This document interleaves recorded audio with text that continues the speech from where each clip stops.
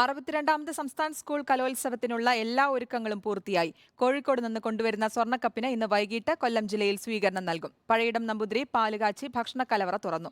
നാളെ മുഖ്യമന്ത്രി പിണറായി വിജയനാണ് കലോത്സവം ഉദ്ഘാടനം ചെയ്യുക. സംസ്ഥാന സ്കൂൾ കലോത്സവത്തിനുള്ള അവസാനഘട്ട ഒരുക്കങ്ങളും പൂർത്തിയായി. ലൈറ്റ് ആൻഡ് സൗണ്ട് എല്ലാ പ്രവർത്തനങ്ങളും പൂർത്തീകരിച്ച പ്രോഗ്രാം കമ്മിറ്റിക്ക് കൈമാറി. മന്ത്രി വി ശിവൻകുട്ടി ഉദ്ഘാടനം ചെയ്തു.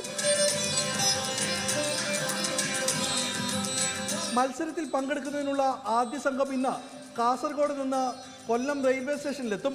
വൈകിട്ട് അവർക്ക് സ്വീകരണമുണ്ടാവും. മത്സരാർത്ഥികളെ യഥാസ്ഥാനത്ത് എത്തിക്കുന്നതിനായി കലോത്സവ വണ്ടികളും തയ്യാറായിട്ടുണ്ട്.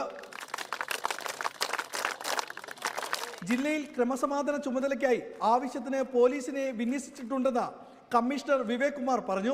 ലോ ആൻഡ് ഓർഡർ കാര്യത്തിന് വേണ്ടി നമ്മൾ മുഴുവൻ സ്ട്രെങ്ത് നമ്മുടെ ജില്ലയിൽ മൊബിലൈസ് ചെയ്തിട്ടുണ്ട്. ഏകദേശം ഒരു 800 ആൾക്കാർ നമ്മൾ മൊബിലൈസ് ചെയ്തിട്ട് സിറ്റിനകത്ത് തന്നെ. ഇത്തവണ കുട്ടികൾക്ക് രുചികരമായ ഭക്ഷണം തയ്യാറാക്കുന്നത് പഴയിടം നമ്പൂതിരിയാണ്.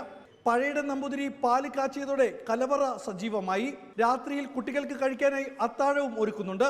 ഇങ്ങനെ കലോത്സവത്തിനായുള്ള എല്ലാ ഒരുക്കങ്ങളും കൊല്ലം ജില്ലയിൽ പൂർത്തിയായി.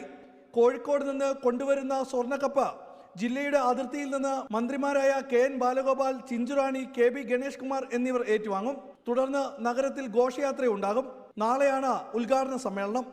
റിപ്പോർട്ടർ, കൊല്ലം.